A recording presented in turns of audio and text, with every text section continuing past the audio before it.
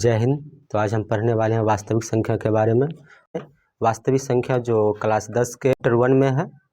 तो वास्तविक संख्या के बारे में सबसे पहले हम लोग पढ़ेंगे। तो वास्तविक संख्या जो संख्या का एक भाग है, ठीक। संख्या एक प्रकार का संकेत है जो एक विशेष मान को धारण किए हुए होती है, जैसे 1, 2, 3, 4,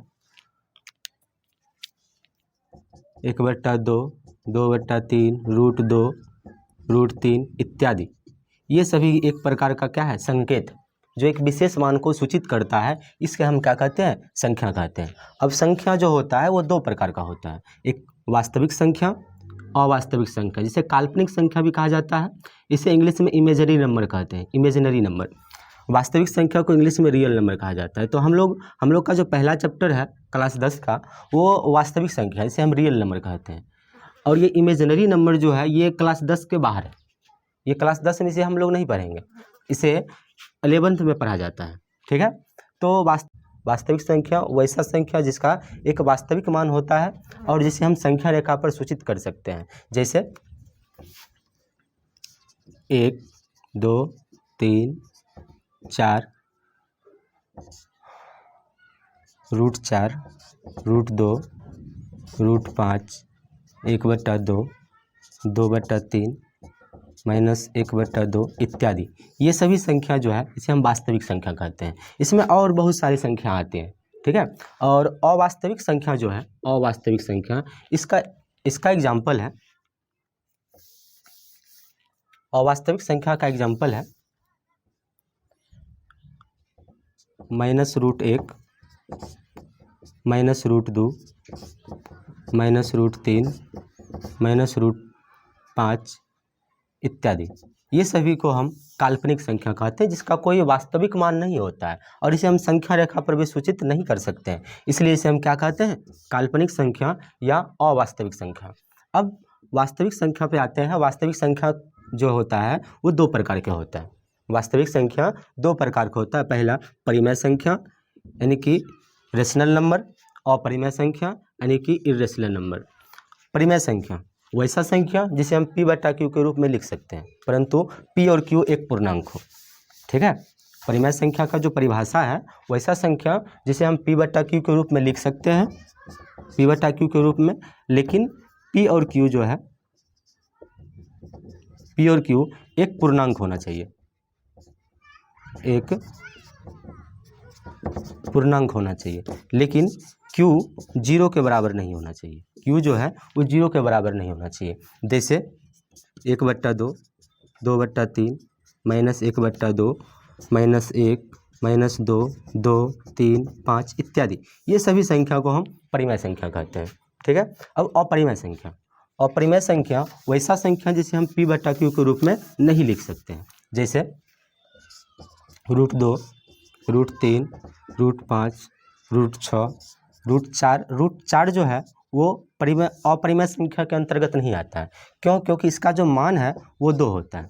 अब आप कह सकते हैं कि जो इसे भी तो हम P/Q के रूप में लिख सकते हैं, जैसे √2 को नीचे 1 लगा सकते हैं, ये तो भी तो हो गया P/Q के रूप में, लेकिन इसे हम P/Q के रूप में नहीं कह सकते हैं, क्योंकि परिमेय संख्या का जो परिभाषा होता है वो P/Q के रूप में हो, लेकिन P और Q एक पूर्णांक हो।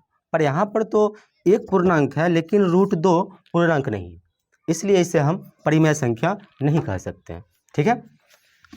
तो अब चलते हैं परिमेय संख्या के प्रकार में।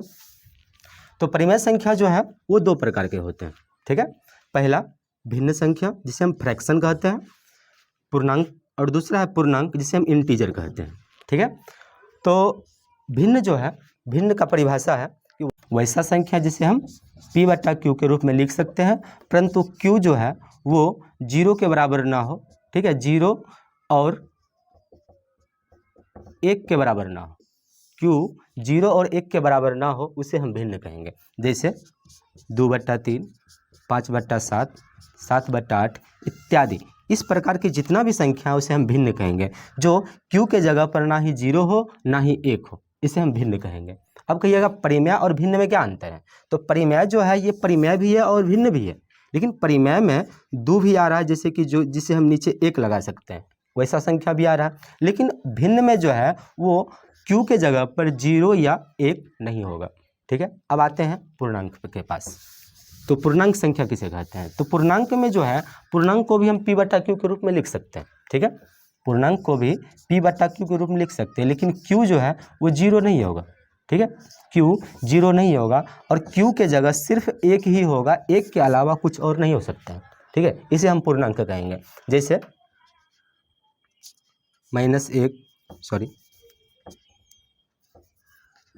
-3 -2 -1 0 1 2 3 4 डैश डैश। ये अब आगे पॉजिटिव जो है वो आगे चलते जाएगा और नेगेटिव जो है पीछे अनंत तक चलते जाएगा। इसे हम पूर्णांक संख्या कहते हैं। ठीक, तो पूर्णांक के बाद आता है, पूर्णांक भी जो है वो 3 प्रकार के होते हैं। पूर्णांक संख्या 3 प्रकार के होते हैं। पहला ऋणात्मक पूर्णांक, शून्य पूर्णांक, धनात्मक पूर्णांक। मतलब ये जो पूर्णांक संख्या जो है इसे 3 भागों में बांट दिया गया है। ये जो पूर्णांक संख्या है 0 -1 -2 -3 -4, ये इधर अनंत तक जाता है और आगे ये पॉजिटिव में 1 2 3 4 ये आगे अनंत तक जाता है। अब इसे जो है ये माइनस वाला पार्ट जो इसका था, इसे ऋणात्मक पूर्णांक यानी कि निगेटिव इंटीजर कहा जाता है। और ये शून्य जो है ये ना ही माइनस होता है, ना ही ऋणात्मक होता है और ना ही धनात्मक होता है, इसलिए इसे शून्य इंटीजर कहा जाता है, यानी कि 0 इंटीजर मतलब कि शून्य पूर्णांक इसे कहा जाता है। और ये जो प्लस वाले हैं, ठीक, प्लस वाला पार्ट जो इसका है इसे धनात्मक पूर्णांक कहा जाता है, यानी कि पॉजिटिव इंटीजर। अब ये जो धनात्मक इंटीजर, इसका एक और नाम होता है प्राकृत संख्या। प्राकृत संख्या जिसे हम नेचुरल नंबर कहते हैं। अब ये शून्य पूर्णांक और धनात्मक पूर्णांक इस दोनों को मिलाकर पूर्ण संख्या बनता है, जिसे हम होल नंबर कहते हैं। ठीक है, यानी कि ये जो है शून्य और धनात्मक पूर्णांक इस दोनों को मिला करके एक संख्या बनता है, जिसे हम होल नंबर कहते हैं। अब इस संख्या के अलावा कुछ और संख्या भी है जिसे हम पढ़ते हैं, तो इसे आप स्क्रीनशॉट ले सकते हैं और हम चलते हैं अगले स्लाइड की ओर। अब आगे है सम संख्या, जिसे हम इवन नंबर कहते हैं। सम संख्या वैसा संख्या जो 2 से पूरा विभाज्य हो, उसे हम सम संख्या कहते हैं। जैसे 2 4 6 8 इत्यादि, ये सभी संख्या को सम संख्या कहा जाता है। ठीक है, अब आगे आता है विषम संख्या, जिसे इंग्लिश में ऑड नंबर कहते हैं। विषम संख्या वैसा संख्या जो 2 से पूरा विभाज्य ना हो, उसे हम विषम संख्या कहते हैं। जैसे 3 5 7 9 11 इत्यादि, ये जितनी भी संख्या है ये सभी संख्या 2 से विभाज्य नहीं है, इसलिए इसे हम क्या कहते हैं? विषम संख्या कहते हैं। अगला संख्या अभाज्य संख्या, जिसे रूट संख्या भी कहा जाता है। इंग्लिश में इसे प्राइम नंबर कहते हैं। रूट संख्या वैसा संख्या जो एक और स्वयं के अलावा किसी और से विभाज्य ना हो, वैसे संख्या को हम अभाज्य संख्या कहते हैं। जैसे कि 2 3 5 7 11 13 इत्यादि, ये सभी संख्या जो है, ये सभी संख्या वैसा संख्या है जो स्वयं और एक के अलावा किसी और से विभाज्य नहीं होता है। ठीक है, इसे हम क्या कहते हैं? अभाज्य संख्या कहते हैं। अब अगला है भाज्य संख्या। ठीक है, भाज्य संख्या को यौगिक संख्या भी कहा जाता है। इंग्लिश में इसे कंपोजिट नंबर कहते हैं। वैसा संख्या जो स्वयं और एक के अलावा किसी अन्य संख्या से भी विभाज्य होता है, उसे हम भाज्य संख्या या यौगिक संख्या कहते हैं। जैसे 4 6 8 9 10 इत्यादि, ये सभी संख्या जो है वो भाज्य संख्या के अंतर्गत आता है। अब एक जो है, एक वो ना ही भाज्य है और ना ही अभाज्य है।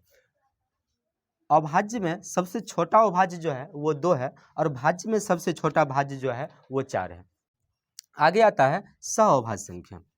ठीक है, क्या इसे हम असहभाज्य संख्या भी कहते हैं। इंग्लिश में इसे को प्राइम नंबर कहा जाता है। वैसा 2 संख्या जो एक दूसरे को विभाजित ना करता हो, उसे हम सहअभाज्य संख्या कहते हैं। जैसे कि 2 3 5 7 8 9 12 17, ये सभी संख्या जो है इसे हम सहअभाज्य संख्या कहते हैं, जो एक दूसरे को विभाजित नहीं करता। आज का वीडियो हम यहीं पर समाप्त करते हैं। ठीक, जय हिंद।